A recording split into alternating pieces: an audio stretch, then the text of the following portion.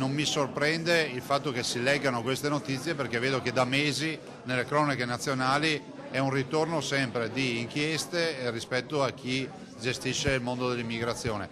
Questo ci fa ovviamente ancora di più pensare e motivare sul fatto che dobbiamo cambiare marcia, dobbiamo cambiare atteggiamento, e penso che l'unico atteggiamento possibile oggi sia quello di dire aiutiamoli a casa loro. Non è troppo sorpreso il governatore veneto di quanto scoperto dalle Fiamme Gialle, che hanno acquisito la documentazione negli uffici della società, nelle abitazioni dei 4 indagati della cooperativa che gestisce Conetta e nella sede della prefettura di Venezia, dove risultano 2 indagati per rivelazione di segreto d'ufficio.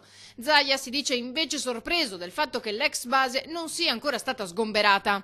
Io ero rimasto fermo al fatto che doveva essere sgomberata. Vedo che non accade questo. Prendo atto di tutti i disagi che ci sono, e non sono pochi, a carico di questi cittadini. È la dimostrazione che il sistema dell'accoglienza e soprattutto della gestione dei flussi migratori ha fallito.